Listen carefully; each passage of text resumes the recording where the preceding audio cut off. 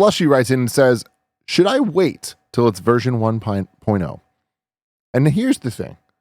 Normally, I would say yes. Just a couple weeks ago, we did an episode of Gamescast talking about early access and our thoughts on it and everything. And one of the biggest hurdles I had is, especially for a game that feels as complete as Hades 2 early access does, it's like, I don't want to put this much into a game and then not being able to continue over and all that.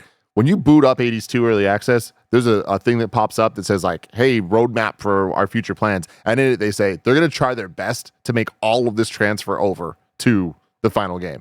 So with that being said, for a game that's probably going to end up being like 50 hours plus, get in, man. Like there is so much game here. Like I don't think you're going to be missing out on much. I tend to agree with that. I think especially if, we had the early playtest. We had that server playtest or whatever it is that they put out, and you fought the first boss, and whenever you were done with the first boss, you went right back to the beginning. I think if they only had one additional boss, maybe wait. If maybe you got to the end of the second world and then you beat that boss and you restart, maybe in that case wait. But man, we are going way deep, sort of in these gameplay loops that I think Bless, you mentioned that there is one more boss that's missing, according to Mitchell Saltzman. One more region. Yeah, one region, one area. Yeah. There is so much meat on this bone. Like, I think you should definitely hop in, especially I can't guarantee that the price is cheaper now than it is going to be at release. I know a lot of early access games do that. I don't know if Hades is doing the same thing. I'll look that up right now, but I would say absolutely hop in right now if you have any interest, because it is so much more massive than I really thought it was going to be during this early access period. Yeah. What do you think, Bless? I mean, I'm conflicted. I'm with you guys that like, man, it is feature rich, and the idea of the saved progress possibly transferring over is like a big, okay, well, this might be a fine thing. I do get bummed out about the idea that, man, I am 12 hours in, I can see myself putting in 20 more hours and then getting to the end and there not being an end yet. Yeah. Like the idea of that kind of bums me out. And like, of course I'm putting myself into this. I'm the one that's playing the early access. That's not on them. But I almost wish that I could have waited a bit and be like, let me just play this whole thing when it's out, because I'm the kind of person to play things all in one go, right? I'm not the kind of person to play something, put it down, come back months later, play more, put it down, play, and then come back months later. So that's kind of making me be like, oh man, I don't know. But honestly, if you're the kind of person, if you're listening to me right now and you're like, yeah, I don't mind playing 30 hours, 50 hours of a thing and then coming back later, a year later, to see how it ends, then yeah, go for it. Real quick, the Supergiant has mentioned that the $30 price, depending on the duration of early access and additional scope, the price may be raised at a later date. So they already kind of put that. It could be more expensive later on. Paris, what about you? Yeah, so I'm kind of, I look at it this way. Excuse me. If you love the first Hades, this being early access, like I said, I'm probably 18-ish hours into this. I feel like I'm still barely scratching the surface. So there's still so much more to do. This even being early access, sure, you might have to wait for more. But look at it this way. Kind of look at it as an expansion pack DLC. You get to play Hades 2 now. There's no way in hell I'd be waiting. I'm playing it because it's that polished already. And there's so much to do in it now. And there's I believe the Path of Punishment, kind of their New Game Plus in this as well, where you can modify difficulty as well. So there's still going to be stuff to do even once you do beat the final boss. So yeah, I say go for it. Paris, sticking with you for a sec. Dante the Clerk says, if you have not played Hades 1, would you recommend playing Hades 1 first or skipping straight to 2? I would play 1 first. Because that game is that good that I think you want to experience that. And I think it just enhances your experience going into Hades 2, knowing what the events have happened in Hades 1. Yeah, I tend to agree with that. I think Hades, I think also just going in with the skill of having played Hades 1 and taking that into Hades 2, like I think that's just going to enhance it more from the get-go.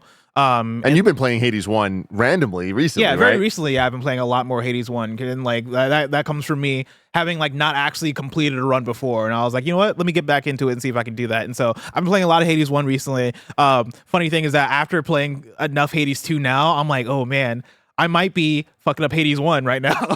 I'm having so much of a better time in Hades 2, right? And that's not saying that I didn't have a great time in Hades 1, because I did have a great time in Hades 1, but like just feels like jumping forward in a way where I almost want to just put this down and be like, let me just commit and play as much Hades 1 as possible and finish this so that I can just fully usher myself into the second one. But yeah, like if you're somebody who's not played either, I would say, play Hades 1, like focus on that. And then maybe when early access is up and the game Hades 2 is out and full release, pick it up then.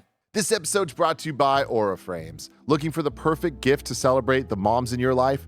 Aura Frames are beautiful Wi-Fi connected digital picture frames that allow you to share and display unlimited photos. It's super easy to upload and share photos via the Aura app, and if you're giving an Aura as a gift, you can even personalize the frame with preloaded photos and memories. Greg, Kevin, and a ton of people here at Kind of Funny are obsessed with their Aura frames. It takes about 2 minutes to set up a frame using the Aura app. You can add unlimited photos and videos and invite as many people as you want to a frame. Aura displays photos in true color and automatically adjusts for the light level of the room. At night, when you turn off the lights, your frame also turns off to save energy. From grandmothers to new mothers, aunts, and even the friends in your life, every mom would love an Aura frame. Right now, Aura has a great deal for Mother's Day. Listeners can save on the perfect gift by visiting auraframes.com to get $30 off plus free shipping on their best-selling frame. That's auraframes.com and use code KINDOFFUNNY at checkout to save. Terms and conditions apply. This episode's brought to you by Shady Rays. Get ready for the season ahead with quality shades built to last. Our friends at Shady Rays have you covered with premium polarized shades that won't break the bank. Shady Rays is an independent sunglasses company that offers an unrivaled product that's just as good as any expensive pair we've worn. Durable frames and world-class optics for all outdoor adventures. With an extensive array of styles and colors, you're bound to find the perfect pair of Shady Rays sunglasses. Y'all know I've been outside in the sun playing a lot of Pokemon Go, and it's such a great experience wearing Shady Rays when I am out and about looking dope. That's not all. Shady Rays offers the most insane protection in all of eyewear. Every pair of sunglasses is backed by lost or broken replacements. If you lose or break a pair, even on day one, they told us they will send you a brand new pair, no questions asked. Exclusively for you, Shady Rays is giving out their best deal of the season. Head to shadyrays.com and use code KF20 for $20 off each pair of polarized sunglasses. Try for yourself the shades rated 5 stars by over 300,000 people. This episode's brought to you by BetterHelp. We all carry around different stressors, big and small. I'm currently planning a wedding, so I know all about that. But when we keep them bottled up, it can start to affect us negatively. Therapy helps you find your strengths so you can ditch the extreme resolutions and make changes that really stick. You can get out of your negative thought cycles and find some mental and emotional peace, and it can give you the tools to find more balance in your life so you can keep supporting others without leaving yourself behind. Some of my best friends use BetterHelp and love how helpful it can be for learning positive coping skills and how to set boundaries. It empowers you to be the best version of yourself, and it isn't just for those who've experienced major trauma. If you're thinking of starting therapy, give BetterHelp a try. It's entirely online, designed to be convenient, flexible, and suited to your schedule. Just fill out a brief questionnaire to get matched with a licensed therapist and switch therapist at any time for no additional charge. Celebrate the progress you've already made. Visit betterhelp.com/kindoffunny today to get 10% off your first month. That's BetterHelp, HELP.com/kindoffunny.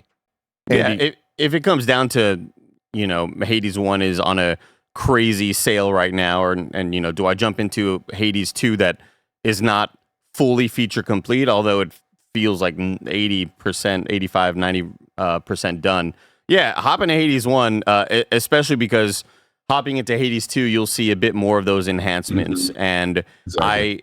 I think playing Hades 2 first and then hopping back into Hades 1, you might start to feel like, this stuff is missing, and or you may not, because I largely do think like it is like just enough of an enhancement to feel the differences there. But I would hate to go back. I would hate for you to go back and feel like your experience, is lessened because you've experienced the game, years and years after Supergiant has been able to really hone down on these systems. It is funny because after the technical test, when I didn't know how soon the early access was coming, I was in such a Hades mood that I went back to Hades 1 just a bit, just to do a couple runs and see. And I was shocked at how much better 2 felt to me in a one-to-one direct comparison. And maybe that's just the bias of being so much more into, but I was very surprised at how much of an improvement it felt like. And it's no one big way. It's just a lot of little ways that add up to overall a feel and look that I'm just like, oh my God, Supergiant are on a different level. Earlier, Andy was talking about like chasing like a roguelite that was going to meet the standards of Hades 1, right? And like you had mentioned Returnal. And for me, you know, when I think about my roguelike experience and like jumping from Rogue Legacy to Dead Cells to Hades to Returnal, I think I was more engaged with it than I was with Hades at the time, specifically from the action standpoint. Like I just liked playing Returnal as like an action game more than I like the action of Hades 1. Hades 2 has, I think, taken that over for me, where the Hades 2 action just feels so good.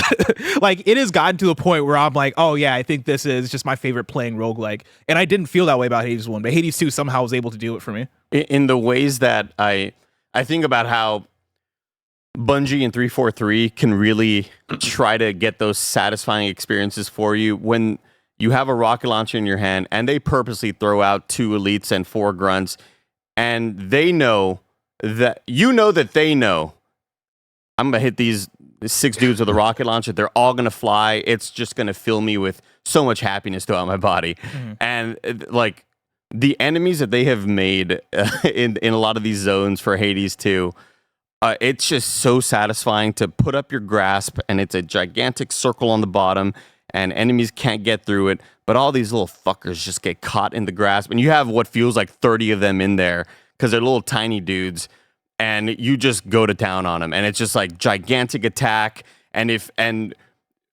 you know, in addition to how awesome the sound design is, and using like Hephaestus's like what sounds like whenever you get your hammer to upgrade your offense and you hear like that ding, that little metal clinging, but Hephaestus's thing going ding, ding, ding, ding, all over the place, dude. It's just like they know what makes that serotonin hit. You know, it just like it feels awesome to experience. Not only that, but of course, like we were mentioning earlier, the music. Like we quickly brushed over it before we went to the ad break, but Darren Korb and the whole team working on the sounds there and having all of it feel so dynamic. We talk about how Spider-Man is so amazing with like, let's ramp it up when you start swinging, let's slow it down when once you're kind of just walking around on the ground. And they do a lot of that same stuff here. As soon as the fight ends, the music ends, but that bass line is so doodly-doon, doodly-doon, and it's just perfect, man. Like the songs that they've come up with for these boss fights are so damn hype. And the boss fights themselves too, I think, are fantastic. Yeah. Every single one I've hit so far, I'm like, this is such a good concept. And yeah, I don't want to spoil like any of what they are, but they're fucking good. They're having so much fun with the boss fights, like in a way that I feel like I didn't get from one. I didn't even think I needed it. One's had bosses that were like, yeah, this is the boss, that's cool. This one, every boss, and that's not entirely true. One did have some pretty cool things, but like 2 so far, I'm just like, and I've only faced 2 bosses, but both of them, I'm like, I love you. Like this is just so. The first one, I'm like, all right, this is perfect for what I expected, but like this is perfect Hades. The second one, I'm like, this is one of the coolest things I've experienced in a while. Andy, since this is early access, and part of it is giving feedback, what do we think Hades 2 should improve on for its 1.0 release? Bears. You would come to me first because I don't know. It feels great. You would come to me first. Yeah, I mean that is a great question. Yeah, I truly don't know because I don't have any real big complaints so far of they really need to tighten this up. I'm sure some of the attacks that we're currently doing, they could be refined a little bit. But I mean, overall, I don't know. It just feels so polished. It feels really good. It almost feels like they just need more time to add more content to the game versus actually, the fine tuning of the game itself, if that makes sense.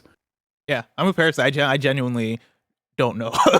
Like I think it feels so fine tuned. There are I guess moments in menus. There are like a few specific menus where text was on top of other text and I couldn't read like a certain thing. But that happens like a very, very specific menu.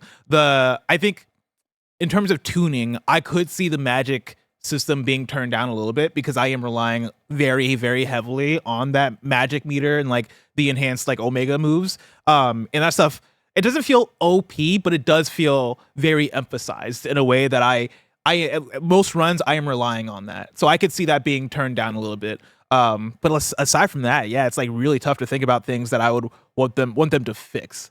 I'm just looking forward to seeing like I will say, I guess I don't know how they would fix it, or even if this is like a thing that I just need to get used to. this goes back to how environment to environment they're doing different things, right? There is like a design to the third environment that you get to that feels a bit almost too open, right? Where it is, oh man, I'm kind of getting lost here. That might come back to maybe I just need to like conjure some things, like craft some things to help that out. Maybe it is like maybe the more I do it, the more I'll kind of understand like the exact routing of it. I'm being very vague because I don't want to spoil the concept, but I could see maybe that being dialed in a little bit.